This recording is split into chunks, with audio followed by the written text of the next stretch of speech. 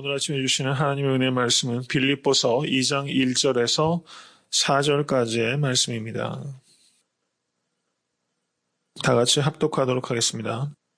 그러므로 그리스도 안에 무슨 권면이나 사랑의 무슨 위로나 성령의 무슨 교제나 긍휼이나 자비가 있거든 마음을 같이하여 같은 사랑을 가지고 뜻을 합하여 한 마음을 품어 아무 일에든지 다툼이나 허용으로 하지 말고 오직 겸손한 마음으로 각각 자기보다 남을 낮게 여기고 각각 자기 일을 돌아볼 뿐더러 또한 각각 다른 사람들의 일을 돌아보아 나의 기쁨을 충만케 하라. 아멘.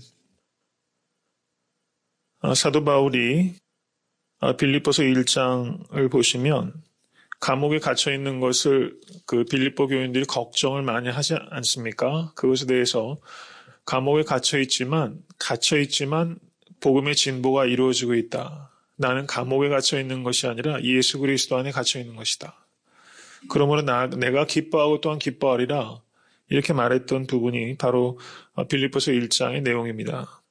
근데 지금 사도 바울께서 2장 1절에서 4절 말씀은 나의 기쁨을 충만케 하라 이렇게 말하면서 그런데 한 가지 너희가 정말 나의 기쁨을 더하기 원한다면 내가 한 가지를 너희들을 권면하겠다.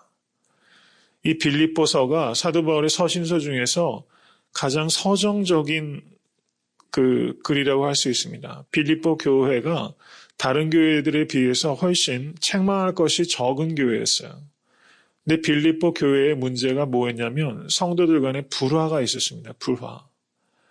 근데 너희들이 연합해다오. 그러면 내 기쁨이 충만하겠다. 이렇게 말하면서 빌립보 교회의 가장 심각한 문제라고 할 수 있고 모든 공동체의 공통적인 문제가 바로 불화의 문제죠. 불화의 문제. 이 불화의 문제입니다. 사도 바울이 그래서 이 문제에 대해서 권면을 하면서 너희가 연합한다면 내 기쁨이 충만하겠다. 이렇게 간절한 마음으로 가르치고 있다는 것입니다. 개인이나 가정이나 교회나 여한 조직이나 나라나 민족도 하나가 되지 못하면서 행복할 수 없습니다. 이 세상에서 많이 갖고 많이 누리고 많이 성취해도 불화하고서 행복할 수는 없습니다. 하나가 되는 것이 행복으로 가는 매우 필수적이라는 것이라는 것을 우리가 깨닫게 됩니다. 저는 이 에트란타 성교인교회가 정말 행복을 주는 교회가 될 수 있기를 간절히 바랍니다. 이민 생활에서 다들 너무 사실은 벅차잖아요. 하루하루가 힘드시고 어려움 가운데 있는 성도님들 참 많습니다. 또 시대적인 환경도 그렇고 교회에서라도 좀 행복하셔야 되는데 이런 마음이 참 우리의 마음속에 있어요. 성도님들께서 일주일에 한번 교회에 오셔서 그 힘 가지고 살아가신다고 얘기하시는 분들이 많이 있습니다. 그런데 교회가 행복을 줘야 되는데 교회가 하나 되지 못하면 행복을 줄 수가 없습니다. 교회가 하나 될 때 성도들한테 행복을 줄 수 있어요. 큰 교회 나가면 성도들이 행복하신가요? 그렇지 않죠. 작은 교회라도 그 교회 가면 이렇게 하나 된 교회가 될 때 성도들이 행복함을 누리시는 겁니다. 그래서 에트란타 성교인 교회는 제가 처음부터 말씀드리지만 이 하나 된 교회가 될 때 성도님들이 행복감을 느끼신다는 거죠.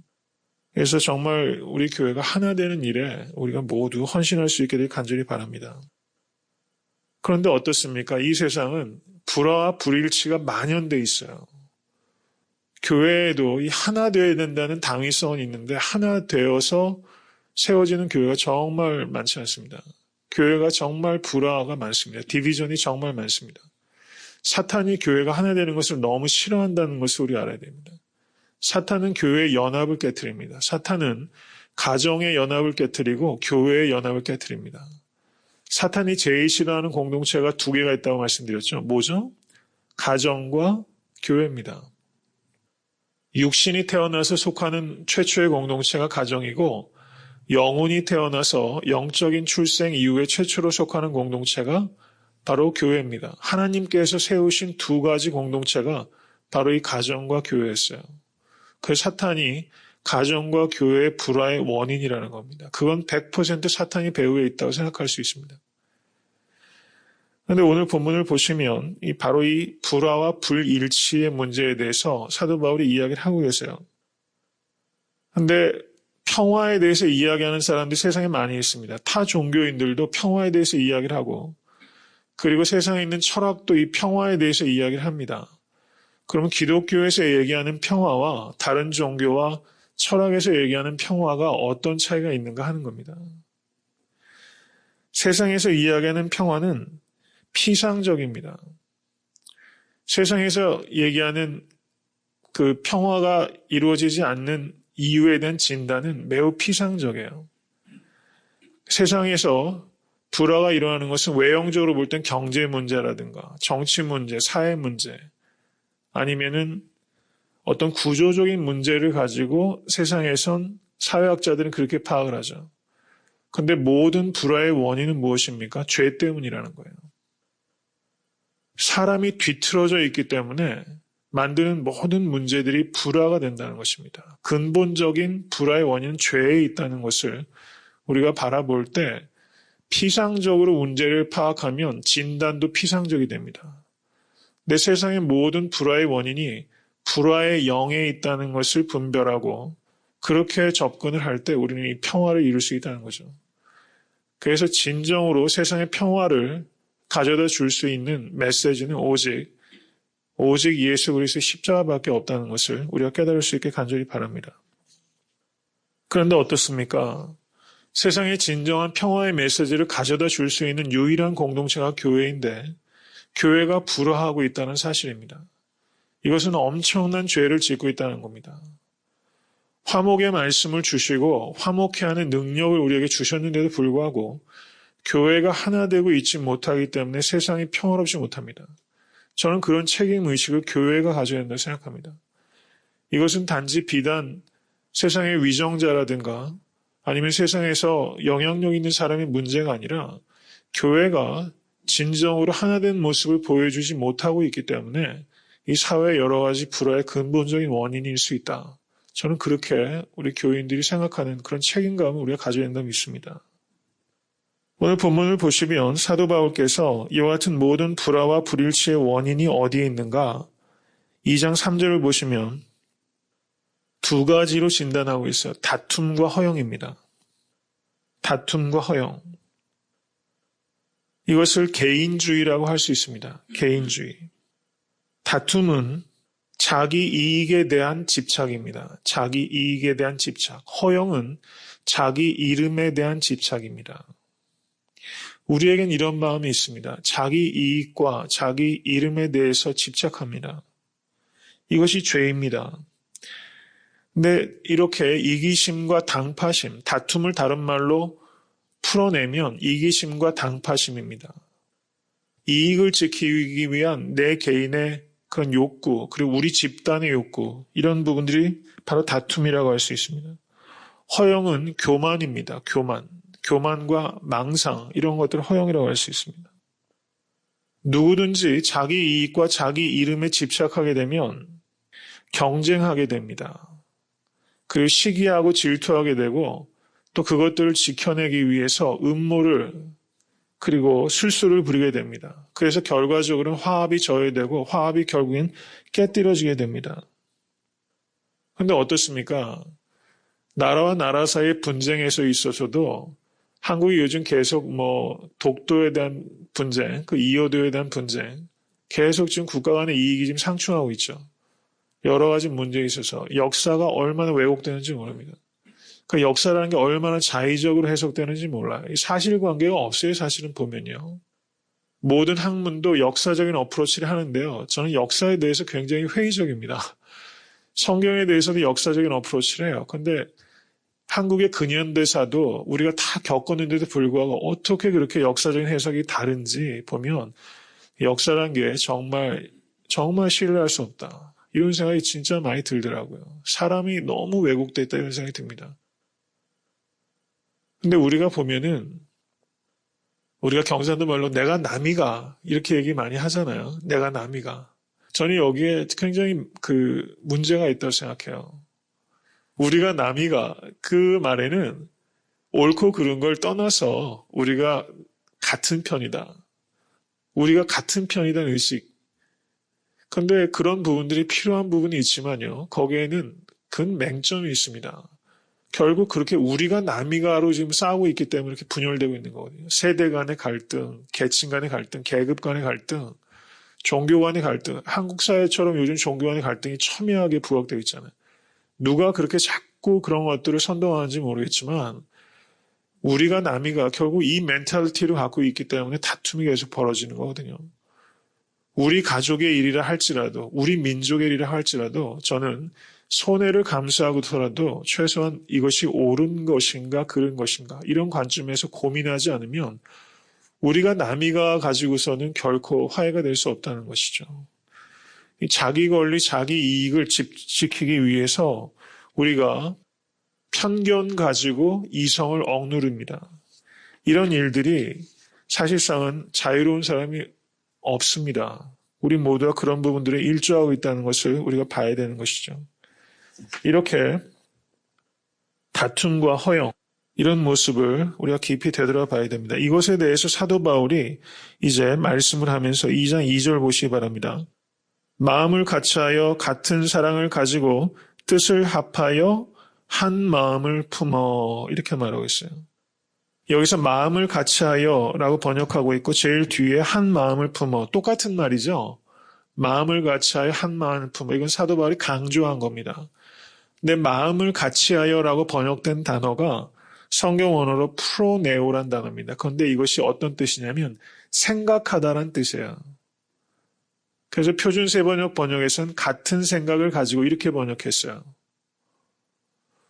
마음이 같이 되기 위해서 뭐가 같아야 된다는 얘기예요? 생각이 같아야 된다는 얘기예요. 생각을 같이 할 수 있어야 됩니다. 생각을 같이 하여 같은 사랑을 가지고 이것은 같은 사랑을 가지고는 무슨 뜻이냐면 서로 사랑하며 이런 뜻입니다. Love one another. 사랑은 서로 상호간에 이루어질 때 성숙한 겁니다. 사랑이 필요하지 않은 사람은 한 사람도 없다는 거예요. 우리가 내리사랑이라고 이야기를 하지만 내리사랑이지만 부모님들이 자녀를 사랑하지만 또 자녀들도 또 부모님들을 사랑해야 되는 거죠. 사랑은 사실은 일방적일 수 없습니다. 서로 사랑하는 거죠. 사도 바울이 그 로마 교회에 편지를 쓰면서 서로 안위하며 이렇게 말했습니다. 사도 바울이 거기에서 comfort each other라는 표현을 써요. 목회자가 성도들을 comfort, 안위하고 위로하지만 목회자 역시 성도들의 comfort, 성도들의 위로가 필요하다는 거예요. 우리가 서로가 다 필요한 거라는 겁니다. 서로가 필요해요. 이러한 관점을 우리가 생각해야 됩니다. 서로 사랑하며 그 다음에 뜻을 합하여 이것은 무슨 뜻이냐면요. 조화로운 이런 뜻이에요. 조화로운, harmonious, united in spirit, 조화로운 겁니다. 조화로워야 된다는 거예요. 획일적이지 않고 다채로우면서 조화롭고 하나됨을 지키는 겁니다. 교회는 뭐라고요? 무지개여야 된다고 말씀드렸죠. 무지개. 그래서 통일성과 다양성이 지켜질 때 교회는 가장 건강합니다. 이렇게 사도 바울은 마음을 같이하여 같은 사랑을 가지고 뜻을 합하여 한 마음을 품어 뜻이 대동소이한 말을 4번이나 반복되면서 이렇게 하나 되는 것이 얼마만큼 중요한가 하는 것을 사도 바울이 이렇게 표현한 거랍니다. 그러면 다툼이나 허영을 버려야 된다면 우리가 빌립보 교회 그리고 모든 성도들이 가져야 될 2가지 덕목은 무엇인가? 그것은 3절 후반절에 나오는 오직 겸손한 마음으로 각각 자기보다 남을 낮게 여기고 각각 자기 일을 돌아볼 뿐더러 또한 각각 다른 사람들의 일을 돌아보아 이거 2가지입니다. 첫 번째는 뭐죠? 겸손이에요. 겸손한 마음. 2번째는 각각 자기 일을 돌아볼 뿐더러 또한 각각 다른 사람들의 일을 돌아봐. 이것을 다른 말로 하면 섬김이라고 할 수 있습니다. 다툼과 허영 대신에 겸손과 섬김이 있으면 그 공동체는 일치를 이룰 수 있다는 겁니다. 근데 여기에서 겸손하다라고 했을 때 겸손으로 이 겸손이라는 단어가 파레이노 프로스네라는 단어입니다. 성경 원어로. 그런데 이 겸손이라고 번역된 성경 원어가 성경 밖에서는 발견이 되진 않아요. 이 단어 자체가. 파레이노 프로수네라는 명사형으로는 그리스 로마 문학에서는 이 단어 자체가 없다는 거예요. 이게 무슨 말이냐면 그 당시 그리스 로마 세속의 문화에서는 겸손이 미덕이 아니었어요. 겸손을 미덕으로 생각하지 않았으면 겸손이 약함으로 이해됐던 시대라는 겁니다. 겸손이. 그래서 이 명사와 관계된 그 형용사가 타페이노스란 단어인데요. 이것은 노예의 멘탈리티예요. 노예의 멘탈리티. 그러니까 세상에서는 이 겸손을 노예나 갖는 생각이다 라고 생각할 정도로 이 겸손의 미덕을 평가하지 않던 시대란 겁니다. 그런데 사도 바울이 여기에서 겸손에 대해서 강조하면서 그 시대 정신과는 전혀 다른 그런 겸손의 가치에 대해서 사도 바울이 지금 말씀하고 있다는 겁니다.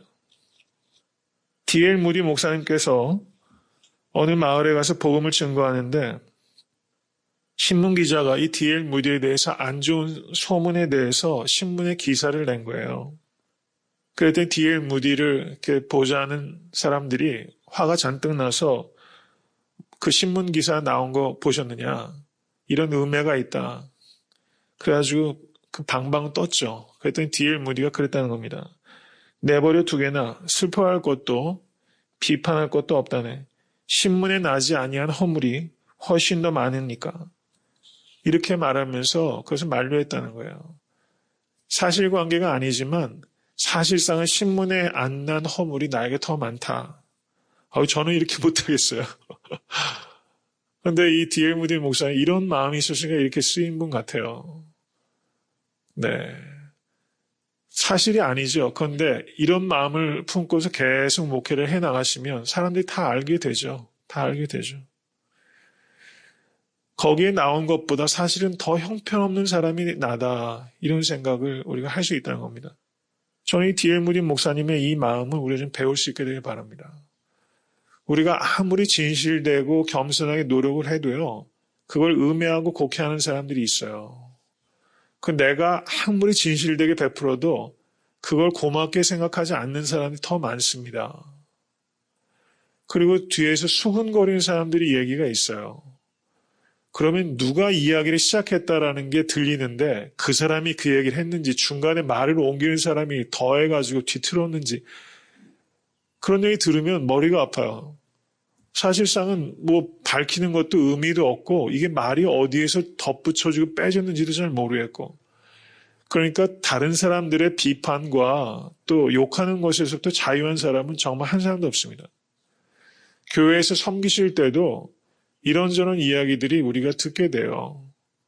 뭐 그런 얘기 안 듣겠습니까? 저에 대한 이야기들도 이렇게 저렇게 그냥 이렇게 이런 얘기들 오갈 수 있죠. 그럴 수 있다고 생각을 우리가 해야 될 것 같아요. 다른 사람들은 나에 대해서 이런저런 가십들을 할 수가 있다. 그래서 우리가 나에 대해서 누가 욕하는 것이 이렇게 들려도 저도 어떨 땐 발끈하는 게 있는데요. 발끈하지 않아야 되겠다 이런 생각이 들더라고요. 실력이 안 되는데 제가 사실 그런 실력이 아직 안 됩니다. 근데 조금씩 그런 실력을 좀 가져가려고 좀 하고 있어요. D.L. 무디 목사님처럼 억울하게 욕을 해도 그냥 그럴 수 있지. 좀 이런 마음이 있어야 되지 않나. 나는 사실 그것보다 더 안 좋은 사람이지. 사실상 나만 아는 허물과 죄악들이 사실 있잖아요. 내 마음속으로 짓는 죄악들이 사실 얼마나 흉악한지 모르지 않습니까? 마음속으로 얼마나 미워하는 마음이 있고 왜곡되어 있고 한 마음들이 마음속에서 짓는 생각으로 짓는 죄는 정말 무서운 것 같아요. 그렇게 생각하면 사실 다른 사람들이 뭐라고 하는 것도 넘어갈 수 있지 않을까. 성령님께서 좀 도와주셨으면 좋겠다 그런 마음이 간절합니다. 겸손에 대해서 말씀을 드리면요. 이제 말씀을 맺습니다. 겸손이 뭐냐? 사막에서 운전해 보셨습니까? 사막의 모래 속에서 이렇게 그 자동차 랠리 같은 거 보면은 사막에서 운전을 하지 않습니까? 근데 자동차가 모래 가운데 깊이 들어가면 타이어가 바람이 팽팽하면 모래에서 못 빠져나온대요. 타이어가 모래에서 나오려면 자동차 모래에서 나오려면 타이어 바람을 빼야지만 나올 수 있답니다. 우리가 자기가 너무 팽창돼 있으면 사람이 문제에 봉착하게 된다는 거예요. 자기에게서 바람을 빼야지만 거기서 나올 수 있다는 것을 우리가 생각하실 수 있게 바랍니다. 두 번째는 섬김입니다. 각각 자기 일을 돌아볼 뿐더러 각각 다른 사람들의 일을 돌아보아. 저는 우리 성도님들께서 이렇게 다른 사람들의 일을 돌아보시는 일들이 우리 교회에 참 많은 것 같아요. 그래서 참 감사하는 마음이 많습니다. 저를 한번 따라해 보시기 바랍니다. 거울이 아니라 거리를 보십시오. 우리가 거울을 자주 봐요. 거울 또 좋아하는 분들이 있잖아요. 거울을 보면서 자기 용모를 이렇게 보면서 자기를 늘 살피는 사람이 있어요. 어떤 왕이 늘 거울만 보면서 사는 왕이 있었습니다. 그런데 시종 하나가 거울을 치워버렸어요. 왕이 거울을 찾다가 거울이 없었는데 그 거울을 걸어두었던 곳에 창이 있었습니다. 이제 거울 대신에 거리를 보게 된 겁니다. 거리를 오가는 사람들을 보게 됐어요. 자기의 얼굴과 치장과 보석들만을 보던 왕이 거리에서 굶주리던 사람을 보기 시작했다는 겁니다. 그래서 이 왕이 거울 대신에 거리를 보게 됨으로 말미암아 성군이 될 수 있었다는 거예요. 우리가 세상을 살아가면서 우리가 거울을 보면서 살 때가 너무 많습니다. 성도로 살아간다는 것은 거울이 아니라 거리를 봐야 되는 것이죠. 우리가 정말 거리를 오늘 하루 이렇게 살아가시면서 거리를 좀 보실 수 있게 되기 바랍니다. 자기 연민에 빠지거나 자기 자랑에 빠지는 것은 자기가 거울을 보기 때문입니다. 우리가 버려야 될 것은 자기 연민과 자기 자랑입니다. 우리가 가야 될 길은 자기 부인입니다. 그래서 거울이 아니라 거리를 보고 내가 힘들수록 나보다 더 힘든 사람이 있다. 그 유대인들의 구제는요. 구제를 받는 사람도 구제해야 될 의무가 있었습니다. 내가 병들어 있어도 또 병든 사람을 바라볼 수 있는 기회를 삼을 수 있다는 거죠. 내가 가난에 처하면 다른 사람들의 가난을 볼 수 있는 기회를 삼으면 되는 것입니다. 그래서 내가 얼마나 가난한가 하면서 거울을 보면서 자기 연민에 빠지지 말고 내가 병들었을 때 자기 연민에 빠지지 말고 그것을 통해서 오히려 거리를 볼 수 있는 다른 사람들을 바라볼 수 있고 섬길 수 있게 되기. 각각 자기를 돌아볼 뿐더러 다른 사람들 일을 돌아보아. 암에 걸려서 좀 다른 얘기지만요. 암에 걸려 있어서 암 환자를 잘 돌보시는 분들이 있더라고요. 자기가 병들었기 때문에 병든 사람들을 참 잘 돌보시는 분들이 주변에 있더라고요. 얼마나 그런 분들 보면 고맙고 감사한지 모르겠어요. 정말 이렇게 경의를 표하게 됩니다. 목회자로서. 저도 최근에 그런 분들을 좀 만나게 돼서 본인이 암에 걸리셨음에도 불구하고 누가 이렇게 병들어 있으면 꼭 병원까지 이렇게 동행하시면서 이렇게 살펴주세요. 하나 내색도 없이. 올해 몇 번씩 수술을 하셨대요.